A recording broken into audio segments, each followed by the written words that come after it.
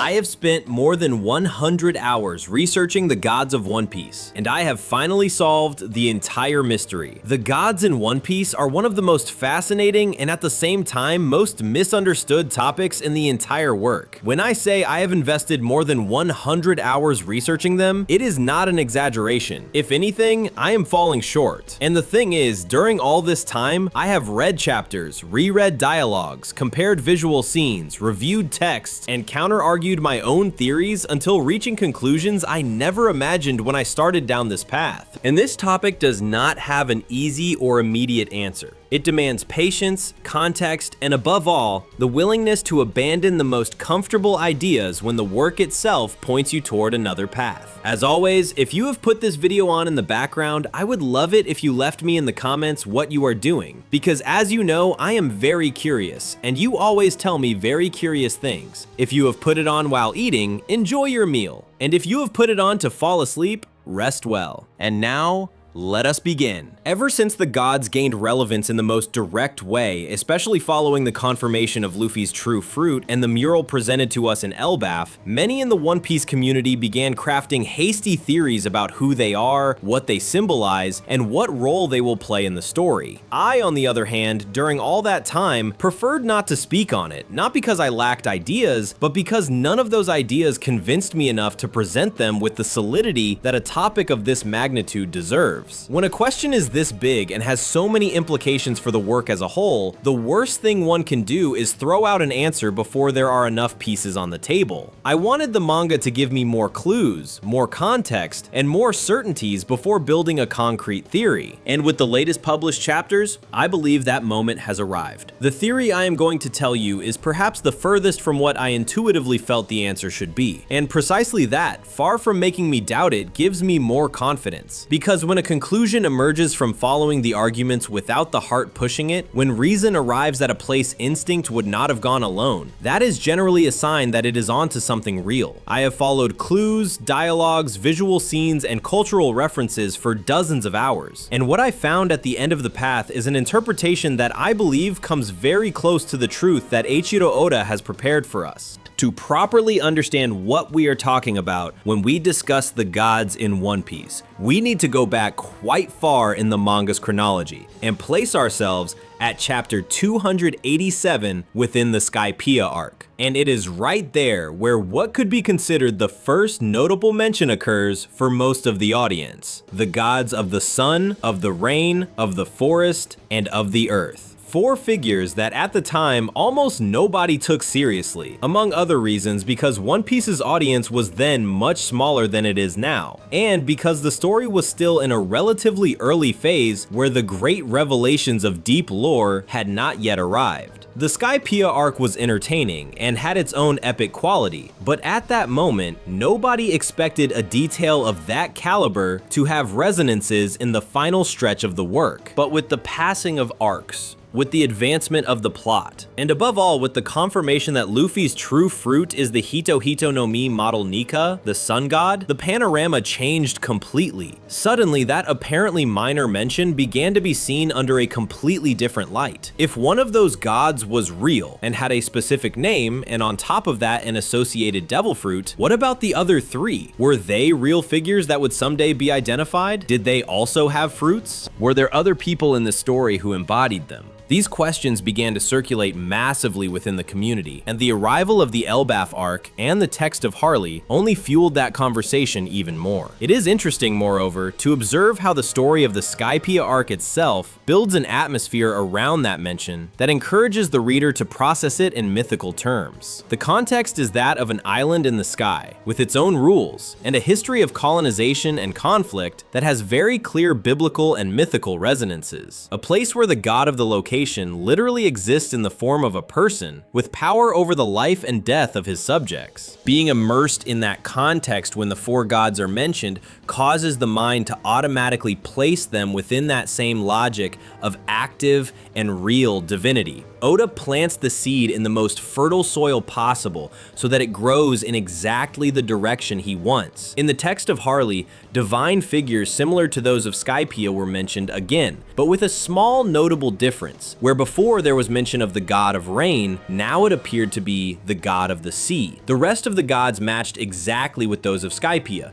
the sun, the forest, and the earth. Only that change in the nomenclature of the fourth god caught the attention of many readers, although most of them interpreted it as a terminological variant, a different way of naming the same figure depending on the cultural or geographic context. And there may be some truth in that, but it is also possible that it is a clue about something broader, something that has to do with how the mythology of the gods actually works within the One Piece universe. Rain and sea are not the same thing, not even remotely. It is not that one is water and so is the other. They are two completely different concepts in terms of what they represent, what they evoke, and how they have been treated symbolically in every cultural tradition of the real world. And Oda is not someone who uses words at random. We will return to this in detail later because I believe that difference is one of the key points for understanding the complete system. The first thing people do when they hear about the gods in One Piece is try to pair them with specific characters. It is an understandable impulse because it is the most immediate and most satisfying kind of answer in the short term. And you think that if there is a sun god and Luffy has the fruit of Nika, then Luffy is the sun god. Applying that logic to the rest seems like the natural step. And although I believe that identifying the gods does have its importance within the analysis, I also believe it is the most superficial part of everything that needs to be said about these figures. Stopping there means missing what truly matters about them within the narrative. But before reaching that deeper layer, it is worth reviewing what we know about each of the four gods mentioned in the work, because each one has its own nuances and its own arguments. The only one confirmed in an explicit and direct manner is the sun god Nika, embodied in Luffy through his fruit. This is an indisputable fact within the work. The manga itself confirms it, the characters confirm it, and the fruit bears that name. What is particularly interesting, however, and this is something that you will see has great relevance later on, is that Luffy does not manifest any solar power in the literal sense, at least as of when I am recording this. And the thing is, his fruit does not generate sunlight, it does not burn anything, it has no property directly associated with the star. What he has is a will, a spirit, and a way of fighting that generates joy and freedom in those around him, but not solar heat in a physical sense. And that already tells us something important about the nature of these gods, that the name does not necessarily describe the power, but something more abstract, more related to what that person means to the world than to what they are capable of doing in physical or elemental terms. Moving on to the god of the earth. Here we have something additional that the other gods do not have, and that is that we have been able to see a visual representation of this god through a statue in the Skypiea arc. The statue represents Verth, which in the language of the inhabitants of Skypiea literally means earth, and whose design has caught the attention of many readers because it has a silhouette that notably resembles the appearance of Imu, especially when he appears in his dark shadow form. The entire silhouette, that sense of an ancient and somewhat eerie figure, we see that they have similarities that are not easy to ignore when you see them side by side. And that visual parallel is not the only argument. There are several narrative and conceptual arguments about the relationship between Imu and the god of the earth that we will explore in greater depth in a later section, because there is another layer in this analysis that significantly changes the superficial reading of the matter. That visual parallel between Imu and the statue of Verth is reinforced in a recent scene of the manga in which we see the silhouettes of Imu and Joy Boy in the past. In that scene, Imu once again presents that characteristic silhouette that recalls the Verth statue and his dark figure. Not the form we have seen in Elbaf, which is different and more explicit, but that dark and menacing silhouette we had already associated with the statue. This could be interpreted as a confirmation that this is his real appearance, or at least one of his real forms, which fits with the hypothesis that Imu and the god of the earth are the same figure in terms of the story of the work. There is a very important nuance about this specific case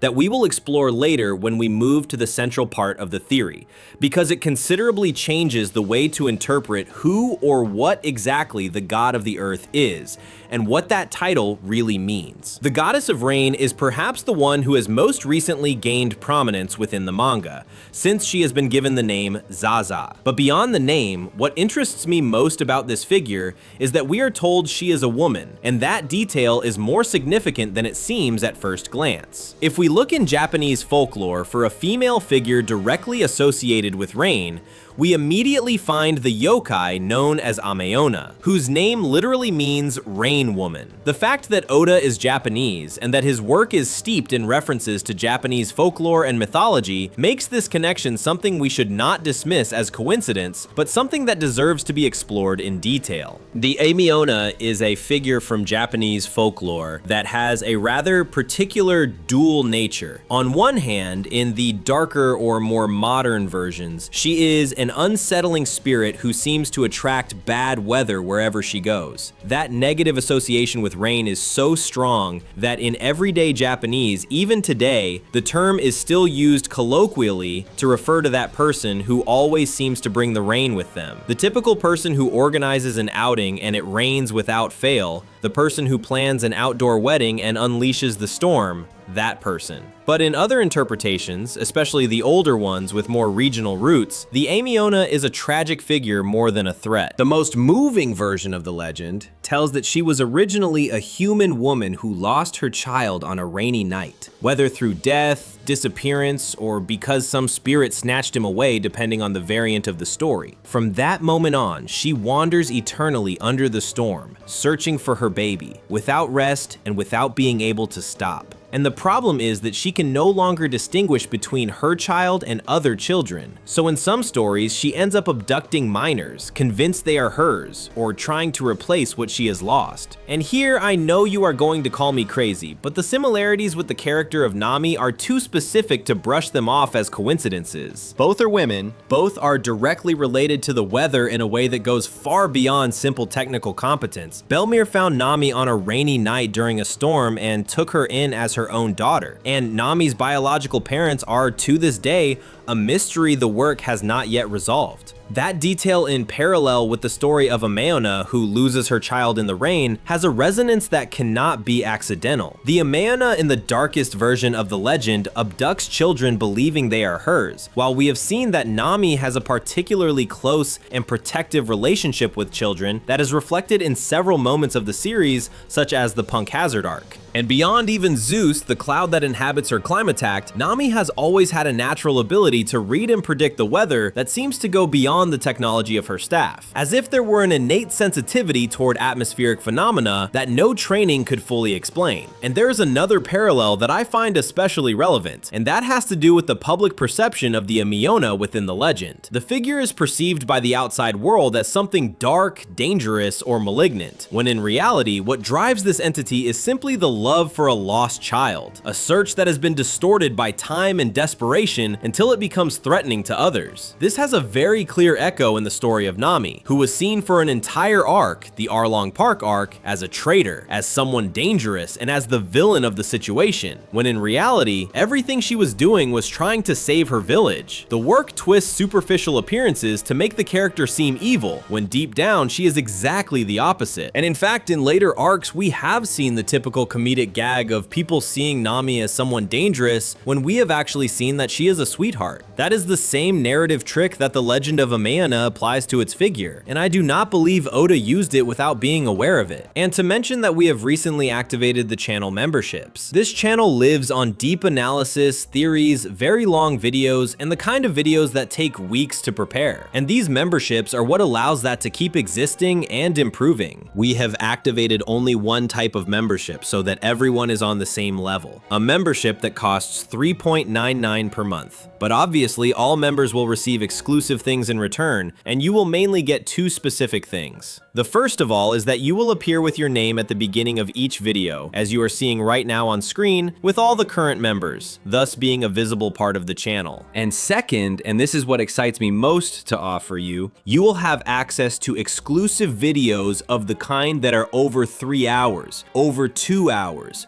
where I will be able to develop theories and analyses that do not fit in the public format, and they are the kind of videos you love to put on in the background while working, while doing something else, or even while going to sleep. And honestly, I am not asking you to become members just because. I am asking you if you believe this type of content deserves to keep existing and you want to be part of what we are building here. Many thanks to all the current members and to all of you who join right now. And we finally arrive at the God of the Forest, who has had unexpected prominence in recent chapters thanks to something that shook the entire community for weeks. The scene in which Chopper cures Emu's Domi reverse with a single strike. That moment made many people look at Chopper's fruit with different eyes, because it has characteristics that until that moment had not been analyzed with sufficient depth or sufficient seriousness. We know it is a Hito Hito no Mi, but we do not know its specific model, unlike what happens with Luffy's fruit, and that is already strange. Moreover, its form is that of a mushroom, which does not fit in any way with the idea of a fruit that turns you into a human, because humans do not have any mushroom in our anatomy or our biology. That already suggests that there is something more specific about that fruit than simply generic human transformation. Additionally, in the Fishman Island arc, there is a moment that takes on a new dimension when looked at from where we are now. Chopper himself says he would be a target for Blackbeard because he has a powerful fruit, and Blackbeard would want to hunt him. And Usopp responds with some disbelief, asking what could possibly be valuable about a Hito Hito, and the joke works perfectly as comic relief in that moment. But then Luffy's fruit also turned out to be a Hito Hito, and it turned out to be the most extraordinary of all. The parallel play that Oda is establishing between these two fruits, both Hito Hito, both with a specific moment that goes beyond the basics, does not seem casual at all. And if in some translations of the text of Harley and Elbaf, it is mentioned that the god of the forest was able to tame the demons, and if Chopper, with his medical abilities and his transformation capacity, can cure what no other character has been able to cure until now, the hypothesis that Chopper embodies the god of the forest begins to have a much more solid foundation than it had before this scene. When you put all 4 gods together on the table with their possible current incarnations, the most common reaction is one of strangeness, and it is a reaction that I understand perfectly because I had it myself at first. You have Luffy, who is the captain and absolute protagonist of the series, which fits without any problem with the figure of the main god of the work. You have Emu, who is the most important antagonist in the entire story and the hidden ruler of the world,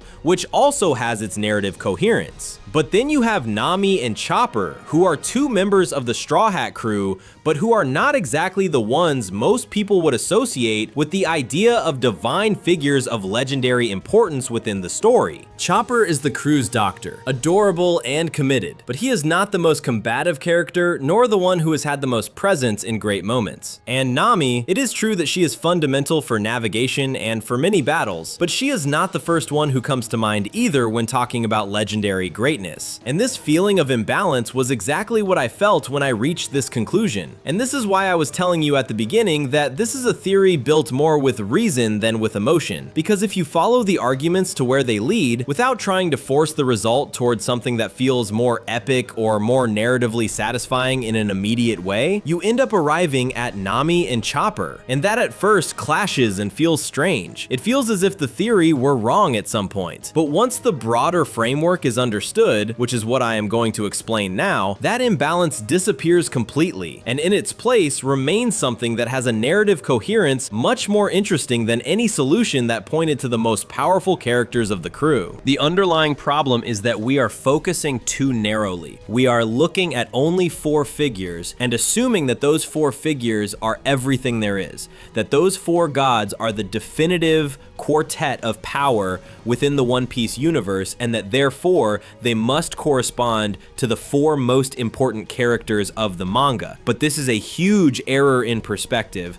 and the work itself gives us the tools to correct it if we pay enough attention. This fixation with perfect balance is understandable from the point of view of the reader who seeks recognizable narrative patterns. There is something satisfying about the idea of a quartet of power where each element corresponds exactly to one of the pillars of the story: the hero, the supreme antagonist, and the 2 closest allies of whatever kind. But One Piece has never worked with that logic of artificial balance. Its greatness comes precisely from the fact that important things happen where nobody expects them, from the fact that characters who seem secondary on the epic scale turn out to be central on the mythological scale. And that is exactly what happens here. One of the most widespread errors within the reader community is assuming that the gods in One Piece are exactly 4 and nothing more. This idea arises from the fact that those 4 are the ones who have had the most direct and explicit presentation within the work. But as soon as one starts tracing all the references to the divine that exist throughout the One Piece manga, from the first chapter to the current arc, it becomes clear that the mythology of One Piece is vast, and that the 4 best known gods are simply the most mentioned in this specific context, but not the only ones that exist. The first indication that there are more is in the discrepancy itself between the mentions from Skypiea and those from the Harley text of Elbaf. In Skypiea, there is mention of the god of rain, and in Elbaf, there is mention of the god of the sea. They are completely different things in conceptual and symbolic terms. It is not that water has 2 names. Rain and the sea are 2 radically different manifestations of water. Rain falls from the sky, it is volatile, unpredictable, and ephemeral. And the sea is permanent, vast, deep, and ancestral. In every mythology of the real world, these 2 concepts have distinct figures, and there is no reason to assume that in One Piece they share the same one. The most reasonable interpretation is that the god of the sea is a distinct entity from the god of rain, and that the fact that in Elbaf one is mentioned and not the other simply responds to the fact that that specific text narrated events in which the god of the sea had prominence, while in Skypiea a different context was being narrated where it was the rain god that mattered. And this already tells us that there are at least 5 gods, not 4. But the catalog of divine references in One Piece goes far beyond that difference between the 2 texts. If one sets out to collect all the references to the divine that exist in the work, the result is an extremely dense map of overlapping mythologies that together form a system of extraordinary complexity. In the Elbaf arc alone, we already have continuous references to Norse mythology that go far beyond visual decoration. The character of Loki bears the name of the Norse god of betrayal and chaos. Yggdrasil, the World Tree, is Elbaf itself, understood as such.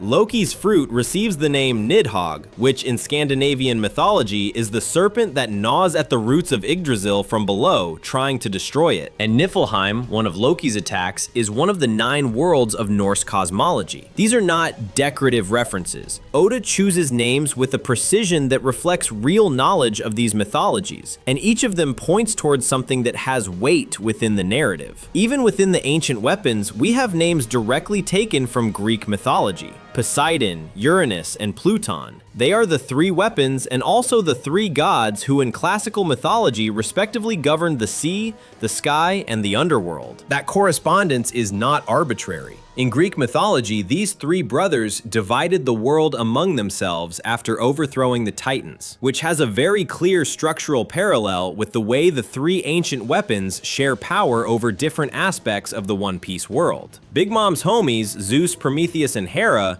are equally figures from the Greek Olympic pantheon. And the fact that Oda used those specific names for those specific entities is not casual. Boa Hancock and her sisters on Amazon Lily have clear references to the Gorgons or Medusas of Greek mythology, female figures of extraordinary power who were feared and misunderstood by the world around them, which aligns perfectly with the position of the serpent women within the One Piece universe. We have also seen a Minotaur fruit, a Cerberus fruit. Icarus has even been mentioned within the work itself. Greek mythology mythology is constantly present with a density that cannot be accidental. From Japanese mythology, we have references that appear with even greater frequency given the author's cultural background. We have Sengoku's own fruit referencing the Daibutsu. Yamata no Orochi, the eight-headed serpent of Japanese mythology, is directly the name of Orochi's fruit in Wano. We have even had Tengus, Momonosuke referencing Momotaro, which are figures from Japanese folklore that appear integrated within the narrative with varying degrees of importance, and with a correspondence between the original figure and its One Piece version that demonstrates very careful research and adaptation work. If we go to Hindu and Buddhist culture, we have references to Asura, which appears as the name of one of Zoro's attacks, and which in that tradition designates powerful beings who find themselves on the boundary between the divine and the demonic. Figures of extraordinary power who are neither pure gods nor pure demons, but something in between. The name fits Zoro in a way that transcends the merely aesthetic. Then we have Satori, Gudatsu, and Om, who are characters from the Skypiea arc whose names come from Buddhist vocabulary with notable precision. Satori designates the state of sudden enlightenment. Gudatsu is a term related to liberation from the bonds of the sensory world. Going to Egyptian mythology, we find references to Anubis and Horus at different moments in the work. And although they are not deities in the strict sense, the names of the Gorosei make direct reference to the planets Saturn, Mars, Mercury, Venus, and Jupiter, which in ancient Roman tradition were also the names of gods with their own attributes and domains. All of this seen together makes it perfectly evident that the references to the divine in One Piece are not four isolated points, but a network that runs through the entire work from beginning to present. We are not talking about coincidences or aesthetic ornaments. We are talking about a mythological system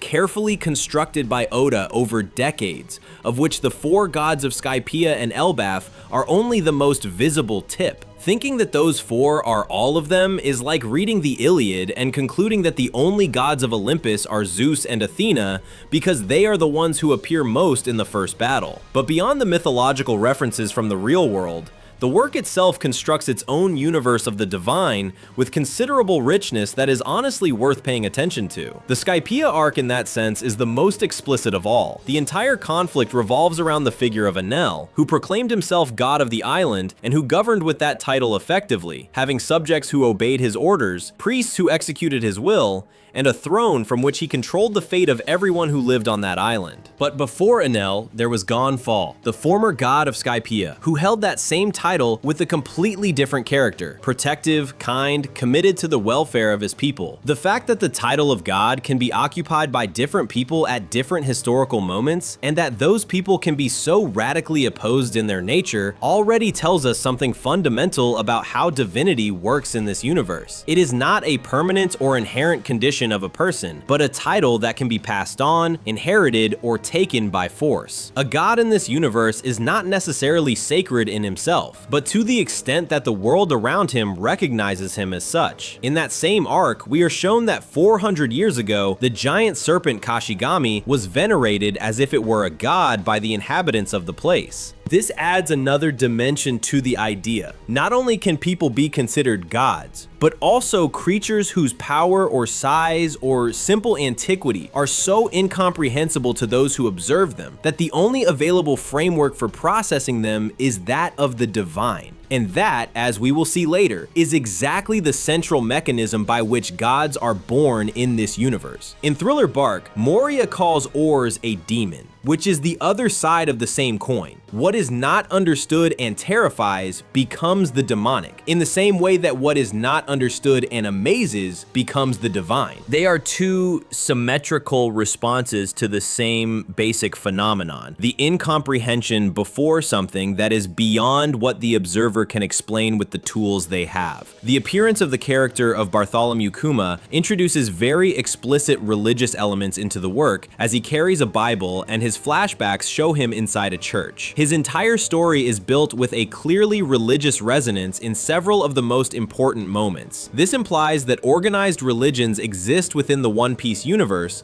with their own sacred texts, their own temples, and their own theologies, all of which points toward a spiritual inner life of the world that is much more complex than the main story lets on at the surface. Arouge, known as the Mad Monk, carries a religious reference in his very nickname, and the detail that his bounty is 108 million berries is neither arbitrary nor purely aesthetic. 108 is a number with an enormous charge within Buddhism. It represents the 108 illusions or worldly desires that chain the human being to the cycle of suffering. Giving that specific number to a character described as a monk is a very deliberate decision that connects the surface of the character with a real belief system. The celestial dragons are even treated as gods by the system of the world government, which turns divinity into something that, in that context, can be bought, inherited by lineage, or imposed through institutional violence. A form of divinity completely emptied of real content, but with enormous practical power over people's lives. This distinction between real divinity, the kind that is born from genuine feats and transforms into myth, and institutional divinity, the kind that declares itself sacred through political and military power, is one of the most important tensions running through the entire work of One Piece. The celestial dragons call themselves sons of the gods and demand to be treated as such, but they have nothing divine about them in any real sense. They are the clearest example of what happens when the title separates completely from any content that justifies it. And at the other extreme is Luffy, who does not even know he is called the Sun God and who would not act any differently even if he knew, because his greatness does not come from self-attribution, but from what he truly is. Oda uses that contrast very consciously to underscore what type of divinity matters within his universe. When Kuma sent the Straw Hats flying around the world, Brook ended up in a place where there was a sort of religious cult performing an invocation, which implies the existence of divine or demonic entities that also form part of that universe, and of which we still know practically nothing. And the symbol of the cross with open tips that appears repeatedly throughout the work, in contexts that seem linked to some type of spiritual or religious practice, is another element that is out there waiting to be explained. We do not yet know what it means exactly, but the fact that it appears at very specific moments with a consistency that cannot be accidental suggests that Oda has a prepared answer for it within the final arc. And all of this forms part of that greater system that far transcends the four gods of Skypiea. But the question is, what exactly are the gods in this universe? We arrive at the central point of this entire theory, which is also the one that most changes the way of seeing everything that came before. When most people think about the gods of One Piece, they imagine them as divine figures in the literal sense, magical, all-powerful entities, perhaps eternal, who have powers directly associated with their name and who represent elemental forces with perfect coherence. If it is the god of the sun, then he must have solar powers. If it is the god of the sea, he controls the ocean. If it is the god of the earth, he can move mountains. And this is very direct logic, very comfortable, but I believe it is precisely what Oda is using to construct a narrative turn of great depth. To begin understanding why this interpretation is problematic, let us look at an example we already have in the work. Luffy is the sun god Nika, and yet his abilities have absolutely nothing solar about them in the literal sense. He does not generate heat, he does not produce light, he does not burn or warm anything he touches. What he has is a particular will, a way of fighting that generates joy and freedom in those around him, and a fruit that grants him a very specific form of power based on elasticity and on the ability to transform his surroundings into something free. The name of the sun god refers to something more abstract than literal control of the star. If this is the case with the most confirmed god of all, why would we assume the others work differently? By that superficial logic, Admiral Aramaki, who has a fruit that literally controls plants and forests, would have more right to the title of God of the Forest than any other character we have seen. My theory is the following. The gods in One Piece are not necessarily divine figures in any magical or supernatural sense. They are people, real people who lived in the world a long time ago and who did things so extraordinary, who had abilities so far out of the ordinary that the people who saw them or heard about them could not explain them any other way than by attributing to them a divine nature. They are legends that were born from people, and those people did not necessarily have literal elemental powers related to their name, but rather they had something the world could could not comprehend, and the name they were given was simply the label that the world used to process the incomprehensible. The best example we have within the work itself is Ryuma, known as the god of the sword. Was Ryuma a divine figure? No, he was a swordsman, but he was such an extraordinary swordsman with feats so impossible by the standards of his time that the people who knew him or heard about him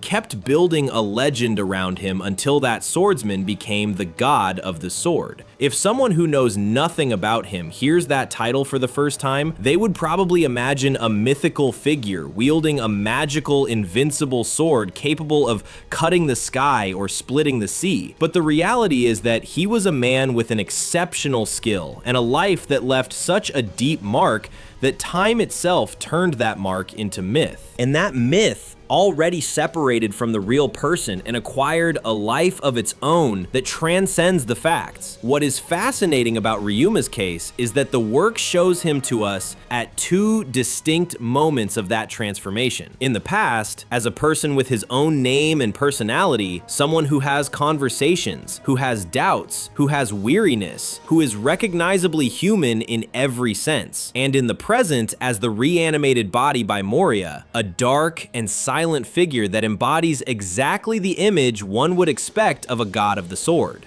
The contrast between those two versions of the same character is in itself a demonstration of the process. Time and death transformed the concrete man into a mythical figure. The person disappeared and the symbol remained. And that symbol has so much power that even his reanimated corpse, stripped of his consciousness and his personality, is still capable of representing it with a terrifying fidelity. And the same occurs from the opposite perspective with devil fruits. At the beginning of One Piece, in the East Blue, nobody in the most common circles of the characters understood what they were or how they worked exactly. When someone saw a person capable of stretching as if made of rubber, the natural response was to attribute it to magic, to the devil, to supernatural forces. And this did not mean they were truly demonic in any literal sense. It simply meant that the people who saw them did not have the explanatory framework to understand them, and resorted to the vocabulary of the divine or the diabolical to name something that was incomprehensible to them. The world names what it does not understand using the categories it has available, and those categories in any society with a strong cultural tradition are always those of the sacred and the profane. This is what Oda is doing with the gods. He is building the same mechanism at a mythological scale. The people who in the remote past of One Piece had extraordinary abilities, whether devil fruits, exceptional haki, unique knowledge, or natural powers of any kind, became legends over time, and those legends became gods. You do not need a fruit to reach that result. What you need is an ability the world cannot explain and a story great enough for time to transform it into myth. The case of Princess Shirahoshi is perfect for illustrating this point. She was born with a natural power without any fruit involved that makes her the ancient weapon known as Poseidon. She has the ability to communicate with and summon the Sea Kings. She did not choose that power. She did not seek it. She did nothing to deserve it. She simply was born with it in a completely random manner from the point of view of any external observer. From the perspective of the One Piece universe, she could perfectly be called the Goddess of the Sea, and that title would suit her in a completely natural way because of what she is capable of doing. But that title would come from the outside, from the people who observe her and who cannot understand that power in any other way. And what makes Shirahoshi's case especially illustrative is precisely that she does not behave in any way that would justify the label of goddess. She is a fragile character, insecure, full of fears, who spent years locked away, unable to go out. There is nothing in her personality, in her everyday behavior, that makes her seem divine at all. And yet, she has the power to summon the greatest beings of the ocean with her crying. The distance between what she is as a person and what she represents as power is enormous. And that distance is exactly what existed between the real Luffy, who eats too much and sleeps at inappropriate moments, and the sun god Nika, whom the legends of a distant future will describe as the figure who freed the world. People are always smaller than legends, and legends always grow to fill the space that the imagination of later generations allows them to occupy. To finish understanding this idea in all its dimension, one must do the exercise of imagining One Piece about 400 years in the future. Suppose the story ends the way most people expect. The Straw Hat crew, along with their allies, manages to defeat the world government, frees the world from the pressure of the Void Century, and establishes a new era of real freedom for all the people who inhabit this universe. This happens, the world changes, and then 400 years pass, or 500, or 600. What would happen with the memory of these characters over that time? What would happen is exactly what happened with Ryuma,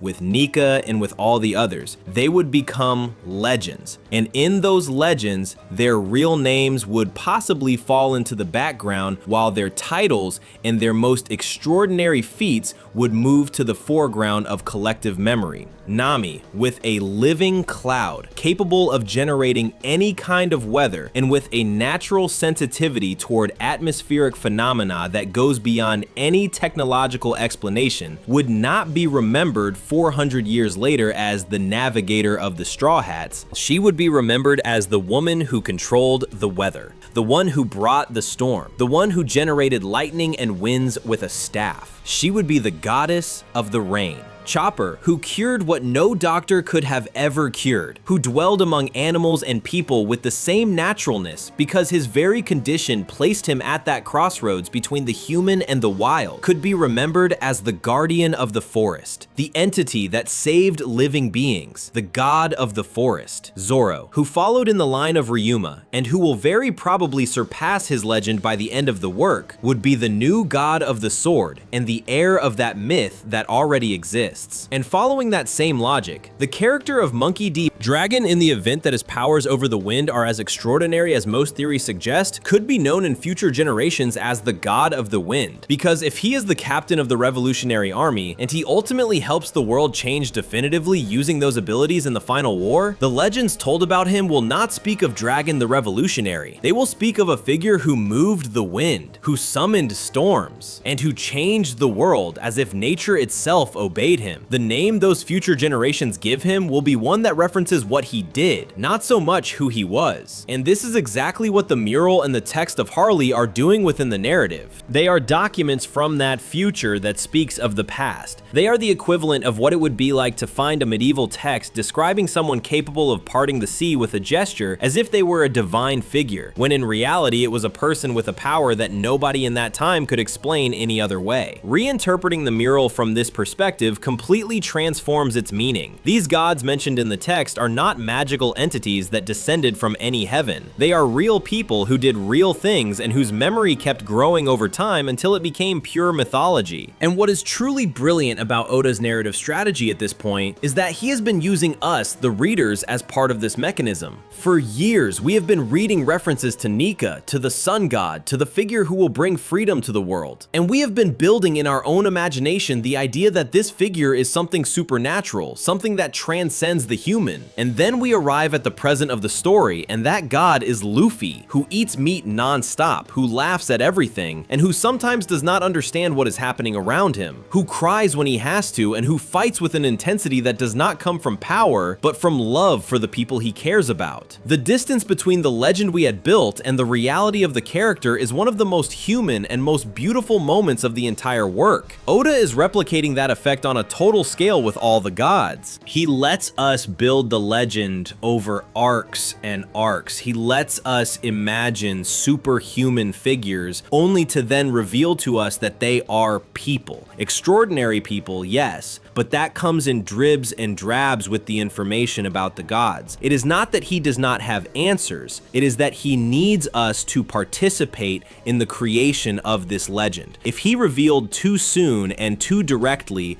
who each of these gods is and what they are exactly, the narrative effect would be lost completely. He needs the audience to have believed in the mythical version for long enough so that the contrast with the human version generates the maximum impact. This is the reason we keep receiving fragments, hints, visual parallels, names given in dribs and drabs, because the final revelation has to be the moment when the legend meets reality, and the reader, who is part of both sides, understands everything at the same time. Moreover, there is another element that makes this strategy by Oda especially effective. The fragmented nature of the information we have about the gods makes each new piece of data feel like a confirmation of the most grandiosely mythical version. When the text of Harley mentions that the sun god fought alongside other gods, the reader's mind does not visualize it as a group of extraordinary people of their time fighting together. It visualizes them as celestial figures, as a war of gods in the most literal sense possible. And Oda knows that. He uses that mechanism deliberately, leaving the information sufficiently vague and fragmented for our imagination to complete it in the most epic direction possible. And that is precisely why, when the reality is revealed, everything will carry so much weight. But having established this general framework, there is one aspect of Imu's character that I want to address in more detail, because I believe it opens a particularly interesting perspective that significantly changes the superficial reading that Imu is simply the god of the earth because Verth's statue visually resembles him. The starting point is a question that seems simple but carries a great deal beneath it. Why would Imu be the god of the earth? If the gods are not magical entities but people whose abilities or positions generated legends, what ability or characteristic of Imu justifies this specific title? In the case of Luffy, it is clear. He has a fruit with unique powers and a will that generates joy and freedom. In the case of Nami, there is the relationship with weather. In the case of Chopper, there are his mythical abilities and his mushroom fruit. But in the case of Imu, it might be simpler and more conceptual than any of the previous ones. Perhaps what makes someone the god of the earth is not having powers over the earth as a physical element, but being the king of the world. Because everyone in One Piece lives upon the earth, and whoever controls this world decides what happens on it. Whoever moves the strings of everything that occurs on its surface is, in a certain sense, the lord of everything upon the earth. The god of the earth would be, in that reading, simply a name that people would give to the supreme ruler of the known world. Not an elemental power, but a political power taken to its maximum expression. This opens a much more interesting possibility than assuming Imu has terrestrial powers in a literal sense. The possibility that this title is not exclusive to Imu, but that there have been others before who held it, and that there will be others in the future who do so. And this is where the character of David D. Jones enters, whose relevance within the story seems destined to be much greater than what we have seen so far. During the God Valley arc, the character of Xebec states that the true king was David D. Jones. When I heard this for the first time, I interpreted it the same way many did, as meaning that person had been the real ruler of the world before the world government and Imu took control. A story prior to everything we know and of which we barely have details yet, but which Oda undoubtedly has elaborated at some point in his plan. If David Jones was the king of the world in that past prior to the world government, then at that time he would be the one who carried the title of God of the Earth, the lord of everything that existed upon the surface of the world, which would fit perfectly with a figure who seems to have had an importance comparable to that of Joy Boy in that period of history that is still very dark for us. And if we follow that thread to its most interesting implications, we arrive at a scenario of enormous narrative potential. If the God of the Earth is the title that corresponds to the supreme ruler of the world, and if Blackbeard manages at some future point in the story to defeat Imu and take control of the world government, then Blackbeard would become the new god of the earth. Blackbeard's crew has already made clear on multiple occasions that their objective is not simply to accumulate individual power. It is the world as a concept. It is the world government as an institution. It is control of everything that exists under that structure. When Xebec saw Imu at God Valley, he said that was the world. The parallel between what Xebec represented and what Blackbeard seems to be building, between what David Jones was and what Blackbeard could become, points in that direction with considerable force. If that were to happen, we would have in the story's climax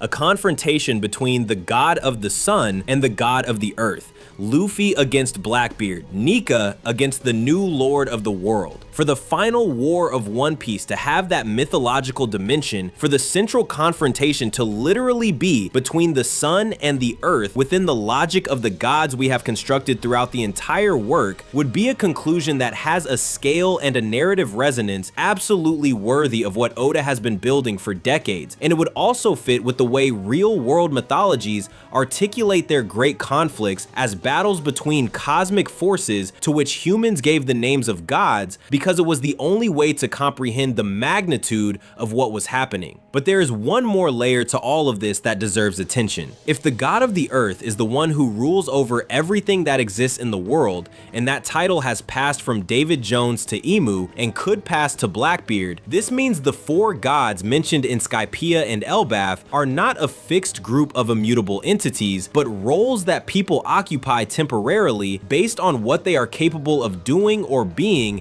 in their historical moment. The god of the sun is not always the same person. It is Nika in the past and Luffy in the present because Luffy inherited that will. The god of the earth was not always the same person. It was David Jones, then Emu, and it could be Blackbeard. This dynamism of the system is what makes it so consistent with the worldview that One Piece has been building from the beginning. A world where power is not possessed but exercised, where greatness is not inherited but conquered, and where legends are always larger than the people who starred in them. And it is precisely for this reason that I told you at the beginning of the video that I built this theory more with the brain than with the heart, because it seems to me that it is what ends up making the most sense. Because perhaps it is not the most spectacular for the work, nor the most comforting, but it is the one that most honors what One Piece has always been. A story about real people in a fantastic world, about dreams that are passed from generation to generation, about the capacity of the human to transcend itself when put in the service of something worthwhile. And it explains that the gods in One Piece are people because the people in One Piece have always been the most divine thing that exists. Oda had it clear from the beginning, and we only had to follow the thread to the end to see it clearly. And that would be my theory explaining not only the four gods we know, but covering the terrain of the entire entity of the gods in One Piece, and explaining with data and arguments why everything we have seen until now is an erroneous point of view. You know that if you liked the video, you can leave a big like, subscribe to the channel for more, and leave me in the comments everything you thought about the video, and if you have a theory, leave that too. And nothing more to say. A huge greeting and see you in the next video.